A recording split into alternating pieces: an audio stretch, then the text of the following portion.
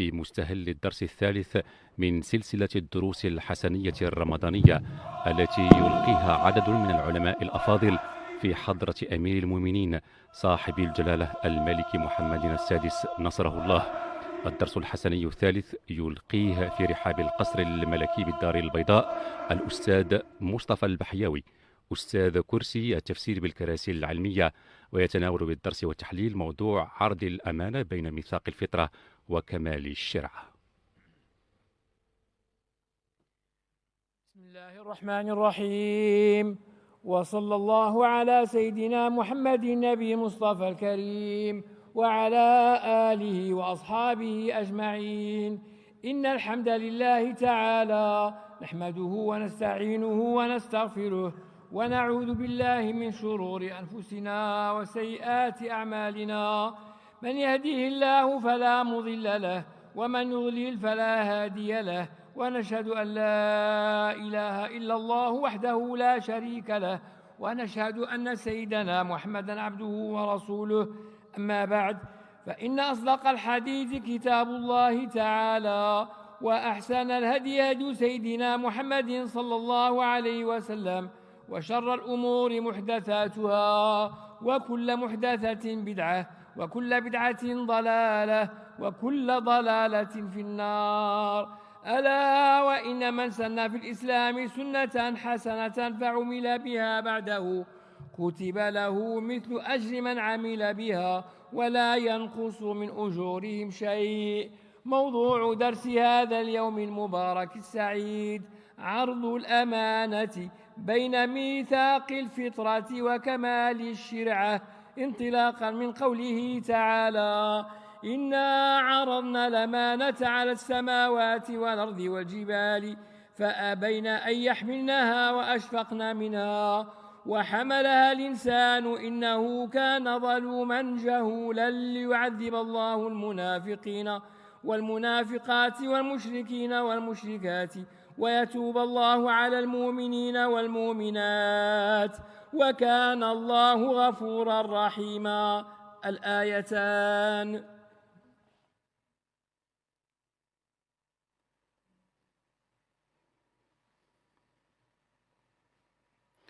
بسم الله الرحمن الرحيم.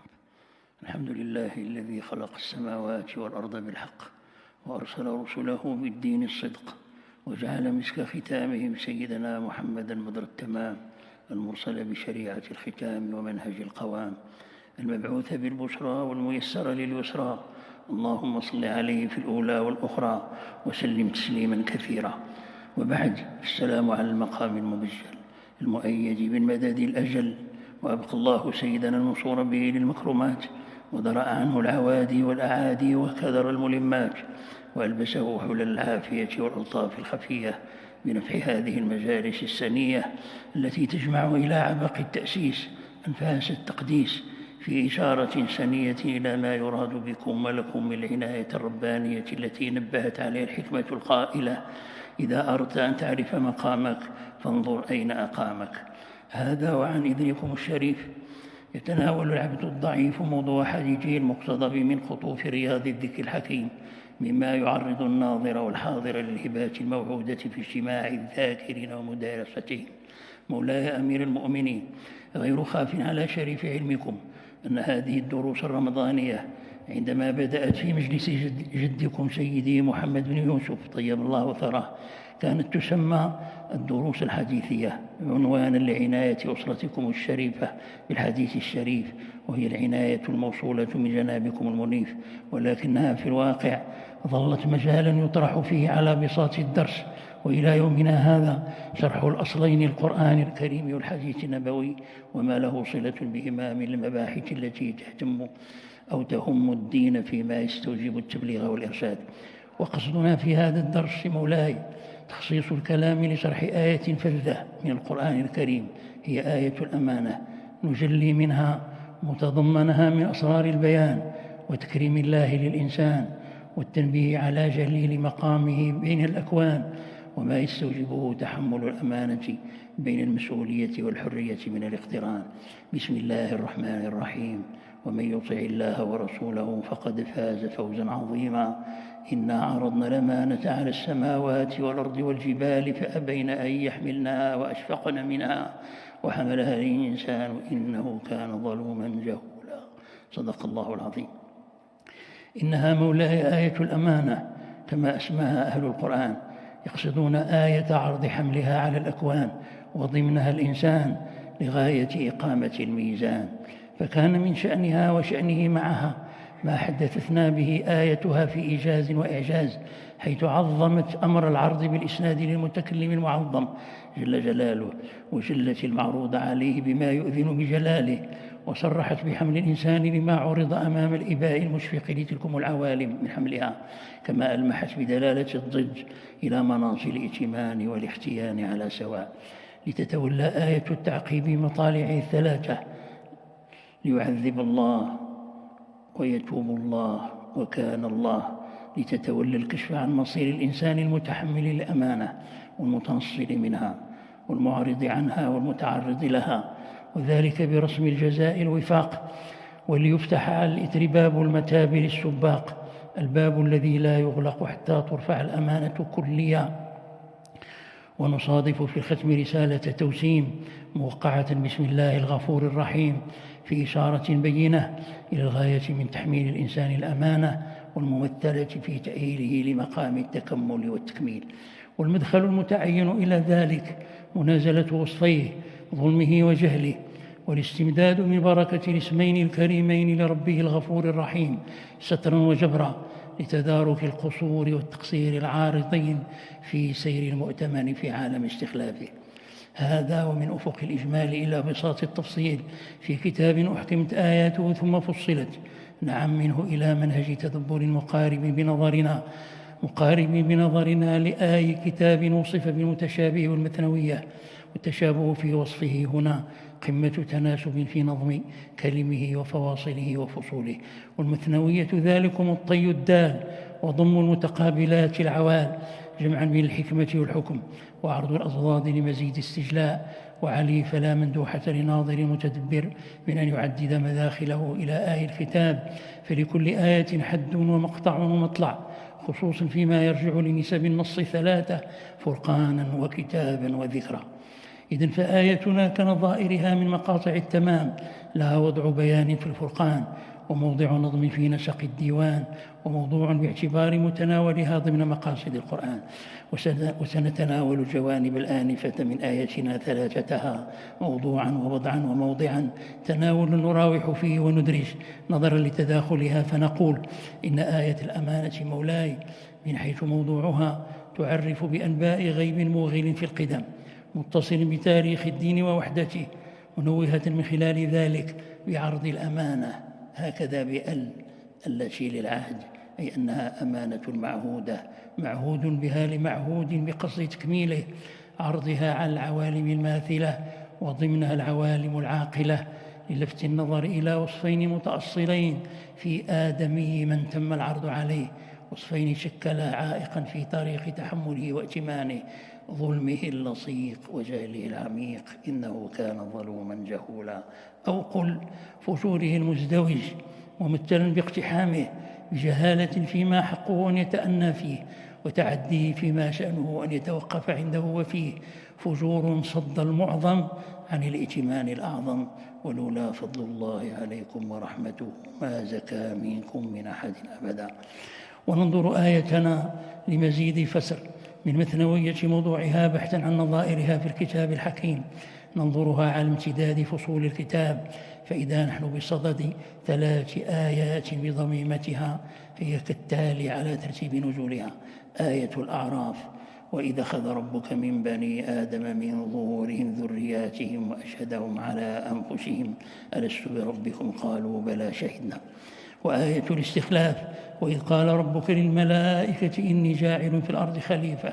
فآيتنا ونسميها بوحي عنوان سورتها آية سورة تآمر الأحلاف على قيم الاستخلاف. ووكد المفاد المراد منها جمعا مما هدى إليه التدبر المدكر: أولا التنبيه إلى قدم العرض بناء على أنه تم حقيقة بخطاب أفهم الله فيه المعروض عليه الخطاب، وأنطقه بالجواب ومكنه بما يتأتى به الإباء والإشفاق والانسحاب. تم في عالم الإنسان في عالم الذر حيث الذرية في ظهر آدم، ويشهد لهذا حديث مسلم في صحيحه ومؤداه أن الله تعالى حين أنزل آدم في أرض استخلافه مسح ظهره بلطف خرق ورفق، فنثر ذريته كالذر والنطف بين يديه، وخاطبهم مشيدا إياهم على أنفسهم: ألست بربكم؟ قالوا بلى شهدنا. ثانيا تقرير أصالة الاستخلاف وشرف المستخلف وأهليته بالتلقي المزدوج، تلقي الأسماء كلها في إشارة إلى أن هذا الآدمي المتلقي قابل للتعلم إلى غايته، كما أنه مؤهل لتلقي المتاب إلى أن يوصد الباب. وثالث المعاني المفادة ما ألمح إليه العرض من تعريض المثنى، تعريض به وتعريض له، وهذا الأخير على حد قول المثل الشهير: إياك عني واسمعي يا جاره، وهو من ألطف أساليب الخطاب وأنجعها أثرا في متلقيه، خصوصا في مقام التقويم والعتاب. أما التعريض به فبلبس نظره إلى ما فيه مما لا يفتأ يقطعه أو يصرعه، وتنبيهه بالمقابل إلى أسرار عروجه عبر مدارج العلم والعدل ضدا على الظلم والجهل، وبهما كما يقول أهل التزكية تصح العين عين المنتسب، ويرتقي المتقدس بها إلى مقام المصطفين. ثم إن وضع آيتنا مولاي بيانيا يشكل بلاغا كاملا في مجلى بلاغة فاصلة تجعل من النص الكريم كوثر معاني لا تتناهى، ومن أجل مآخذ ذلك من النص الكريم تخير الأسنام الألفاظ الجامعة كلفظ العرض الذي يحتمل الانتداب بخطاب كما يحتمل الانتداب بخلق أسباب، ولفظ الأمانة التي تصدق على ما يؤتمن به كالعقل والحرية، وما يؤتمن عليه كحفظ الودائع والولايات، ولفظ الحمل في وحملها والذي تتسع دلالته للأقل كالشروع والبدء، وللأكمل بالتمام والوفاء، إلى حذوف مقدرة بدلالة الاقتضاء والاحتباك، إلى أسلوب الاستخدام، إلى الاعتراض الموهم بالوصل، إلى اعتماد أسلوب يتسع للمعاني الثلاثة في الموضع الواحد. ونرفع الطرف تدبرا من وضع الآية إلى مطلع نظمها، علما بأن أوفى تدبر للكتاب العزيز ما خص نظم كلمه وآيه وفصوله بفضل تدبر، وراعى مناسباته للوقوف بذلك على دقائق علم الكتاب.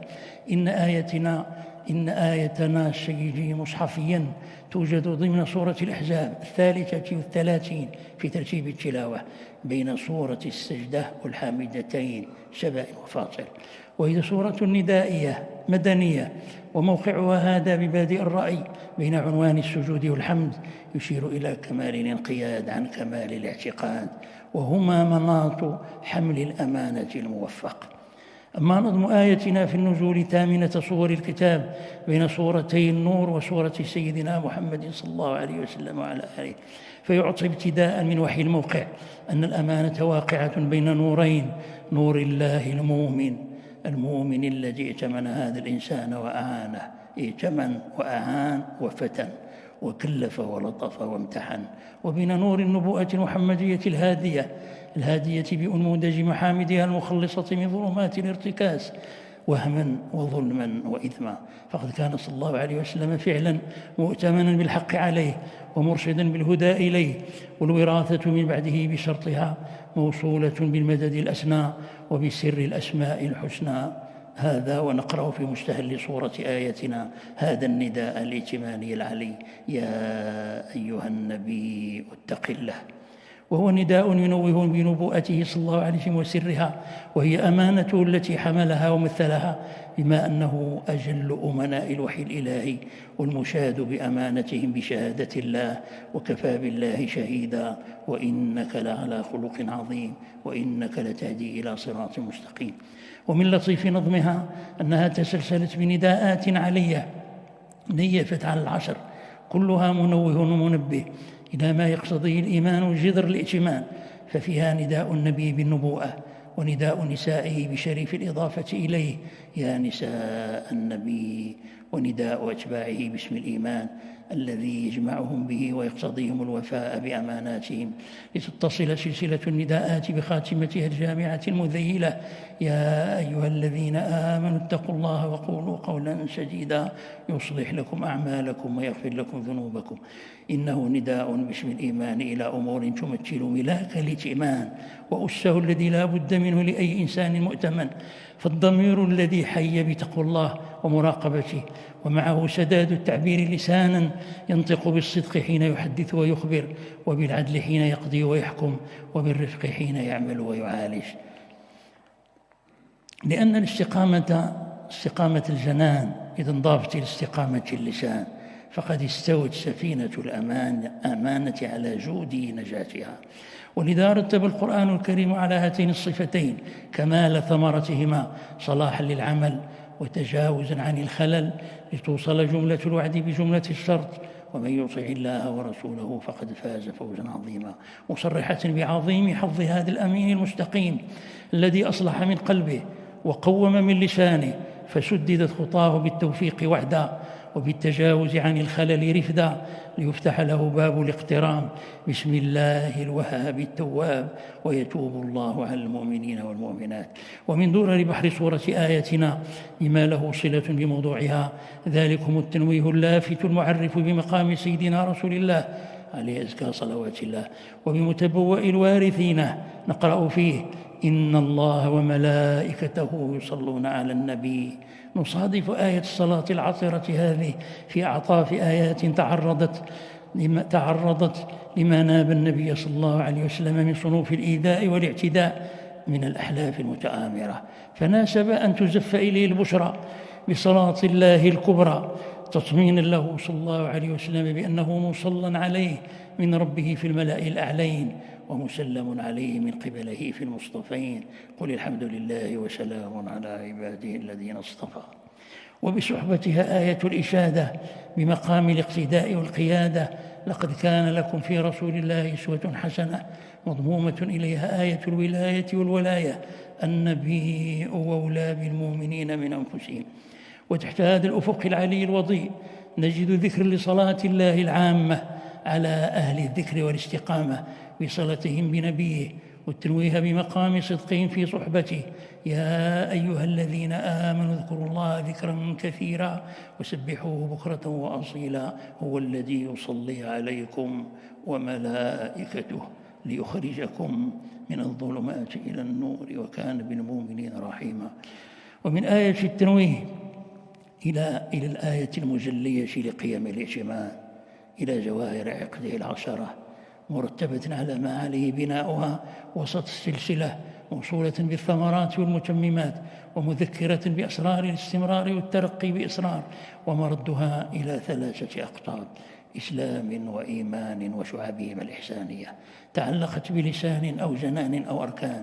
وفيها يقول تعالى: إن المسلمين والمسلمات والمؤمنين والمؤمنات والقانتين والقانتات والصادقين والصادقات والصابرين والصابرات والخاشعين والخاشعات والمتصدقين والمتصدقات والصائمين والصائمات والحافظين فروجهم الحافظات والذاكرين الله كثيرا والذاكرات أعد الله لهم مغفرة وأجرا عظيما. وهي آية توسطت سماء السورة توسط الثريا، وسردت بأسلوب إطناب بين لغرض تعميم صفات من خوطبوا بها من الرجال والنساء، في إشارة إلى أن الأمانة بقيمها لا تختلف بالتذكير والتأنيث، فالكل راع والكل مسؤول عن رعيته، مع بسط لتجلية قيم الائتمان ومراجعه مستوعبة. وهذه العشرة المنصوصة هي قيم التزكية التي مردها ومرجعها إلى قيمتين جليلتين: أولاهما كمال المعرفة بالله والإنسان والنبوة والرسالة، والثانية كمال الصفة أي الاتصاف بما تقتضيه معرفة العارف من تطابق معها أو مقاربتها.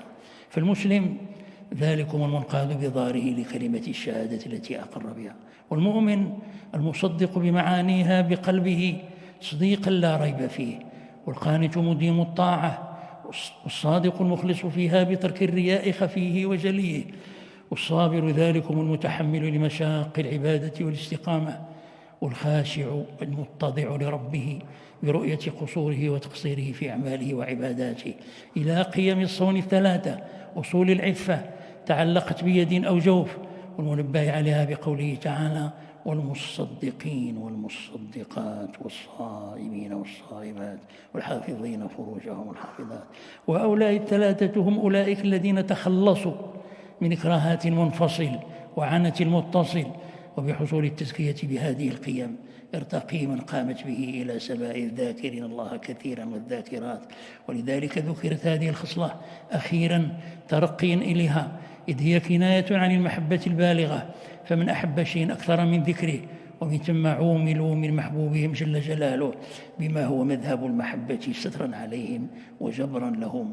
وفي الحديث القدسي الصحيح: ولا يزال عبدي يتقرب إلي بالنوافل حتى أحبه، فإذا أحببته كنت سمعه الذي يسمع به وبصره الذي يبصر به. الحديث.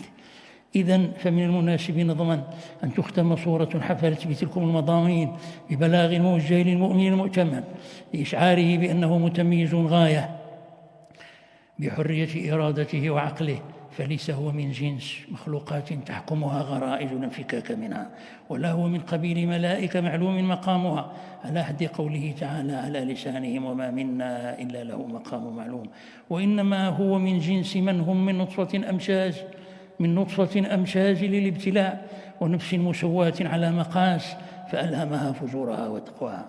إنه بهذه النفس يستطيع أن يمتنع وأن يطيع، يستطيع أن يستقيم وأن يهيم، وهنا سر استخلافه ومعنى حمله الأمانة.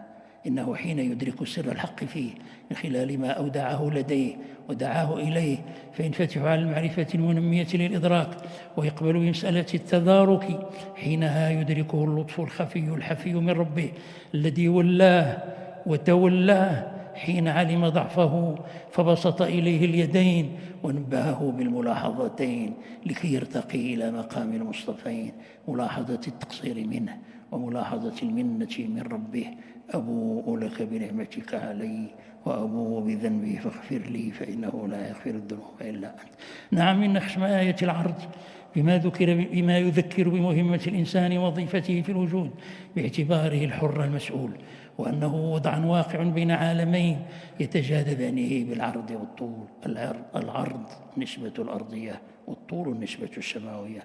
هو مؤهل للتسامي والإسفاف والاستقامة والانعطاف والإنصاف والاعتساف، ذلك موقعه وتلك أمانته، فليراعي المقام ليحظى بصيب المقام المصرح به في سني الكلام: من عمل صالحا من ذكر أو أنثى وهو مؤمن فلنحيينه حياة طيبة.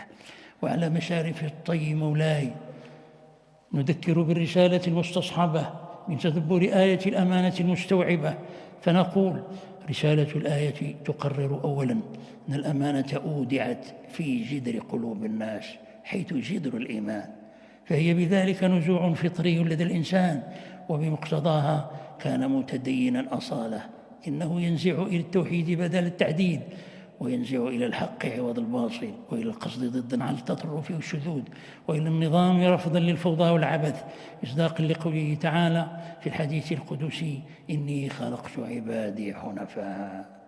ثانيا، إن هذا الجذر ككل جذر مستنبت في عالم الشهادة بحاجة إلى أن يتعهد حتى يستوي على سوقه، وتعهده هنا بما هو مناسب لخصيصته وطبيعته، تعهده بالذكر علما وتزكية ومددا وسندا، وإلا ظل مهملا أو مفتوحا على الخارج المضاد بفتنته وضلته، فضاع أو كاد وسبب ضياعه عموم الفساد. ثالثها أن الإنسان متمدن بطبيعته وإنسيته يأنس بجنسه، ومن ثم فهو قابل للتخلق بالأخلاق الفاضلة والمقابلة. إنه أخلاقي بالفطرة بل مضطر إليها بما هو مدني لا أناني. رابعها ينبغي للإنسان أن يرى أن الوجود المؤتمن بالتسخير ممثل بالعوامل الماثلة إنما نوصب ليدل على الله بآياته وليصل الموصول منه بمدده وآلائه، فالعوالم كلها من غير استثناء مسبحة بحمد الله وساجدة لمجد الله وإن من شيء إلا يسبح بحمده ولكن لا تفقهون تسبيحه. ومسرح وجودها من حول الإنسان يشكل محرابا وسيعا مهيئا لصلاته الجامعة الموحدة بصفها وقبلتها، وهو ما قصده صلى الله عليه وسلم معرفا بخصائص شرعته بقوله: وجعلت لي الأرض كلها مسجدا وطهورا. خامس ما تنطق به الرسالة أنه ينبغي للإنسان أن يرى الوجود المؤتمن هو عليه ائتمان بالتخيير، فيشعر بثقل الأمانة التي حملها وشرف المسؤولية التي وكلت إليه، فيخشى أن تغلب حريته أمانته أو تصادر أنانيته غيريته، فيقطع عن سر الوصل ومدده المنبه عليه في آية الاستخلاف بالفعلين: علم وتلقى. فبالمعرفة وتدارك النقائص المتلفة يكمن أو هو سر انصهار الإنسان للقيام بمهمته والوفاء بأمانته. خاتمة المستصحب أنه ينبغي أن ينظر الإنسان بعين الإكبار لهذا القرار المتمثل بانتدابه برسم العرض الأسنى في حضرة العوالم ذات المعنى، ليطلع منه على أنه هو المراد، هو الخليفة، منتدب من قبل ربه الذي هو علو شأن وكمال حكمة، منتدب لأمر كبر على الأكوان أن تحمله، ليشهد من خلال ذلك رحمة ربه به الذي دله على مكامن ضعفه، كما دله على ثنائي معراجيته بالتنبيه بضد وصفيه علما وعدلا، وختم رسالته إليه بسر الحب لديه، حيث قابل نعتي عبده ظلوما جهولا بوصفيه الكريمين غفورا رحيما. والغفر ستر المعايب، والرحمة جبر المعاصب، وبهما تمام أمر العبد ورفع ذكره ودفع إسره، فلله الحمد والمجد من قبل ومن بعد. وإلى هنا سيدي تقف الكلمات هي الأخرى عن الخوض في لجة البحر الكبرى. قل لو كان البحر مدادا لكلمات ربي لنفد البحر قبل أن تنفد كلمات ربي. تقف الكلمات لتسبح بحمد منزل الكتاب ومبقه آيته على امتداد الأحقاب. تقف الكلمات لتبسط الأيادي مستقبلة سائلة النوال من صاحب الإفضال في زمن النفحات. تنزل الملائكة والروح فيها بإذن ربهم من كل أمر سلام. فاللهم ارحمنا بالقرآن رحمة تجبر الكسر وتعظم الأجر وتغفر الوزر وترفع القدر وتدرأ الدر. اللهم نور بالقرآن قلوبنا وسدد به خطانا واجمع به شملنا يا ربنا ودافع به عنا. أنت ولينا فاغفر لنا وارحمنا وأنت خير الغافرين. واكتب لنا في هذه الدنيا حسنة وفي الآخرة إنا هدنا إليك. وخص اللهم ببركة اسمك الأعظم تبارك اسمك مولانا المنصور بك بالفضل الأتم يا واسع الكرم. واحط بسرادقات حفظك ولطائف سر اسمك السلام المؤمن المهيمن. وتغمض بوافر رحمتك وسابغ برك ومنتك الوالد المفدى أبا وجدا كفاء ما قدم وأسدى. قدس روحهما ونور ضريحهما. وأقر اللهم عيني مولانا بولي عهده المولى الحسن وأنبت اللهم النبات الحسن وشد أزره بصنوه المولى الرشيد إنك ولي التوفيق والتسديد. والختم من مولانا بسره. إن الله وملائكته يصلون على النبي يا أيها الذين آمنوا صلوا عليه وسلموا تسليما. اللهم صل على سيدنا محمد الفاتح